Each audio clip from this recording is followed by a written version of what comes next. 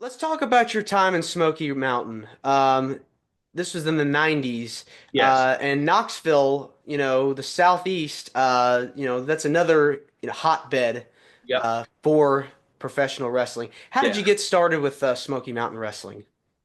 What's one of them things I used to travel to Florida, I had to go through Knoxville, and I'd see some of the signs out there, the old Continental and wrestling, and I caught the tail of that.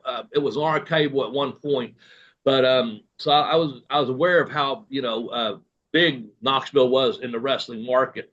I was in Florida training still, and Tommy Rogers of the Fantastics caught me outside the gym one day, and he said, "Hey, Bobby," he said, uh, "Jim Cornette's opening up a territory. Me and Bobby's been going up there and doing some TVs with them. Aren't you from that area?" And a lot of people think Kentucky and Tennessee are, yeah, they border. There's I'm not in that section. Memphis is 8 hours away, but in their mind, it's Kentucky and Tennessee. So he said, "Man, Cornette's opening a territory up there. You ought to try to get him with them." And I said, "Really?" He goes, "Yeah." He goes, "Here, let me give you his number." He gives me Cornette's number. He goes, "Give him a call tonight and tell him I said call." So I was like, okay. And I knew Tommy, by the way. I had worked with him at the school. I didn't know Bobby yet, which I eventually got to know very, very well. But Tommy gave me the number, and he worked out the same gym my brother and I did. And so we'd see him there. Like I said, I was leaving one day, and he caught me there and said, "Hey," really courteous about it. So I go home that evening. It's in February of '92, and I call Jimmy, and he says, "Hey, Bobby, I know who you are." He said, "I'm really busy on the phone. I'll call you back." Well, he never called back. So the next day I ran into Tommy. Tommy had asked how it went, and I told him just what I said. And he goes, "What are you doing tonight about 9 o'clock?" I said, "Nah, nothing. My brother and I, we work out together, we eat together, we go to church together, whatever we were doing at that time." I said, I'm usually home." He goes, "Be by the phone at 9. Jimmy will call you." Sure enough, Cornette called me. He had been busy. He's starting TV, like I said, it's February of '92. And we had a very nice discussion. I sent him some pictures and an old VHS tape that I had, put some music behind and made a little video with, wire this VHS to this, back in the day. So I sent that out to him and said, "We'll be in touch." Fast forward, I was going to be coming home in June to Kentucky on my way to Canada for my second tour up there. I had about a 6 week gap that I was going to be off. So I come back home, and sure enough, Smoky Mountain Wrestling was going to be about an hour from my house. I went up there in person, talked to Jim Cornette, took new picture, took a new video, talked to him, had a real nice talk. And I said, "I'm getting ready to go to Canada. I'll be up there for like 18 weeks." And he goes, "Well, we're really getting things started here." He said, "Why don't you stick around and watch the show and see where you might fit in?" Well, I'd already talked to Brian Lee and Scott Armstrong and Robert Gibson. I kind of knew him a little bit because they come around here quite a bit back in the day. Rock and roll did. And so they go, "What's Corny got something for you?" I said, "I don't know. I hope so." I said, "I'd love to be in this place. It looks really good. It was good atmosphere. Like I said, an hour from my house." So I go up there and do that. I do come back, do some work down in Florida. I go to Australia. I get back from Australia. This is in February, March of '93. So now almost a full year since the first contact has went by, and I'm jet lagged as can be. My brother comes, knocks on my door. He goes, "Hey man, you got a phone call?" I said, "Tell him to call back later. I'm out." And they go, "No, get up and answer his call. It's Jim Cornette." I was out of that bed like, I jumped up and flew into where the phone was at, and I said, "Hey, this is Bobby."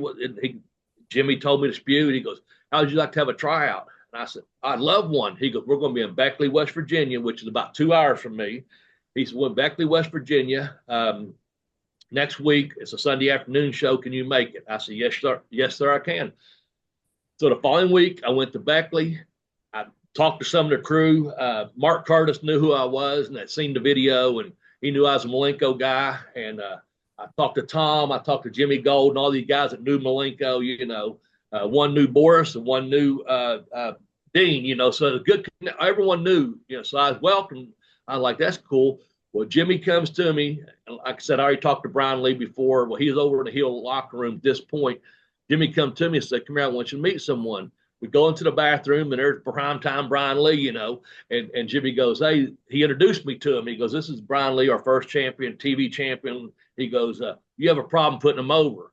And I looked at him, I said, Jimmy, I see 6'8", 300-pound buff. I said, brother, what's your finish? And I just come up with my stray. I had my hair done and was tanned up, was in pretty good shape. I said, whatever you want to do. And he goes, no, you're the heel. You caught a match.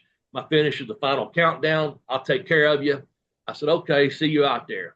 Went out, had a match, wasn't 2 or 3 moves into it, and Brian Lee starts telling Brian Hildebrand or Mark Curtis, well, this guy needs a job. And I'd lock up and I'd do something. He goes, damn, I dare him to give this guy a job. He was calling, he said, arm driving. And he'd say something, and then Curtis was laughing and going, do this, Bobby, do this. And we just had fun with it and come back. And Sandy Scott come and paid me and blah, blah, blah. Well, about a week went by, and maybe a week and a half, Jim Cornette calls me again. They have a thing called, and that's in March, okay? First week of April, there's a big show called Hillbilly Days in Pikeville, Kentucky, where I was telling you about where I had that match way back when. It goes full circle. Robert Gibson, him and Bobby, I guess, got up on a basketball goal at the Falls, count anywhere, and they're going back, and Robert twisted his ankle. Jimmy calls me, tells me what's going on. Robert's hurt. Robert was living in Pensacola at the time too, so he kind of drove a good distance. He goes, I'd like to move. Tim Horner is going to go up there and work with Ricky as the main, and I want you to come in and be our opening match. Had like 5 bookings for me starting the next week. I was like, yes, sir, I'll be there. And I was just doing some substitute teaching at the time. Had some bookings here or there, but so I went up there and done the loop. And the first 4 nights, I was with Tom Pritchard in the first match, 15 minutes with Jim Cornette at ringside. So how good could that get? Because he's talking to my ear going, oh, Dean, how to hold of you, huh? I don't want you to be shooting here, Bobby. And he was just messing with me in a good way. And Jimmy would yell out something, come here, feed me, feed me. He'd rear back the racket, and he'd go, get out of the way, kid. And he just put me over talking to me. And anyway, about the 4th night, I guess it was, I might have said before, I'm sitting there, I'm tying my boot. Mark Curtis comes to me. He says, what's your finish, Bobby? And I go, I'll be looking at the lights when I put Doc over out there in the ring. He goes, no, really, what's your finish? And I go, I just told you. He goes, no, Jimmy brought someone in. You're going over tonight in the first match. What's your finish? Well, I had been working on the Northern Lights, but I hadn't really perfected it yet. And I was using a drop kick off the top rope. And I said, drop kick off the top rope. He said, okay. I said, who am I working? He goes, a guy named Mike Sampson. I said, oh, I know Mike. I knew him from Independence. Hell of a good worker, real good body, good man. And I said, yeah, just tell him to watch out for the drop kick and it'll be all good. So I went out there and had again, this is back in Pikeville, Kentucky now. It goes full circle again. Paintsville, Kentucky, rather, where I'd met him in that gym a year before, giving him more stuff. And now he's put me over in a show. And then about middle of the week, he called me and said, hey, Bobby, I really like what you're doing. You want to come in for TV? I went in for TV. They put me a Bobby Eaton. I mean, how good is that? Get to work. Can't get any better than that. It doesn't get any better than that. I worked with White Boy. I worked with Dutch, but then I got with Bobby. And when Bobby, I think that's a 3. I could be wrong. I know it's White Boy. Might have been Brian. I'm not sure. It was somewhere in between, but then Bobby Eaton. And so, they did, I think, I don't know if they did 3 or 4 tapings, but I was on 1 or 2 of those. Then the next month on one of them, and Jimmy came to me and said, hey, you have any different gear? Because I just had black trunks, black boot with the red laces, red lettering, kind of like the Malenko thing, the lineage thing is what I was doing. And I just so happened I had this kick pads, I had the flames, I had a shirt, everything fired up that I had drawn up and put together. And I said, yeah, I've got this right here. And it's all airbrushed. It's really neat. And he goes, oh, I like it. Wear that from now on.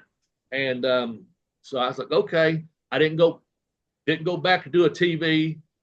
So I wasn't seen for, how Jimmy is, how can I miss you? How can I, his old saying, how can I miss you? You don't go away. Yeah. Exactly. So I came back to a couple little house shows wearing that. He had put me over and with my gear. And he said, man, Tim Horner came by me one day and said, Bobby, they really like you here. They got an idea for you. And then going out again, nothing towards him, but I guess that's what he thought he was kind of running things. And Jim was really, but Jim had already told me, I got an idea for you. And that was the U.S. Junior Heavyweight title run. And he goes, I'm going to bring this guy in to work. And I've been working with Dirty White Boy. I was a no quit kid. He just beat the snot out of me every night, and I wouldn't get beat. And then he told me, so I'm bringing this guy named Chris Candido.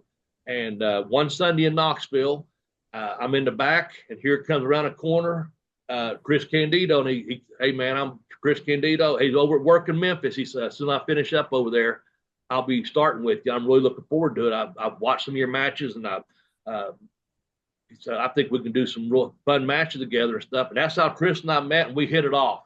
Mm-hmm. Both were young, you know, and athletic. And so Jimmy just, you know, I won this big title up there in Columbus, Ohio, when Bobby Fulton shows, one of them, you know, Furnham Durnham, oh, here's the belt you won, you know, Phantom win, and had a real nice belt. Scott Armstrong had a real nice red, white, blue, belt they used for the junior heavyweight champion. And anyway, started a run right there. And then I started, beat the TV champion. I started being a TV champion, you know, so I had 2 titles.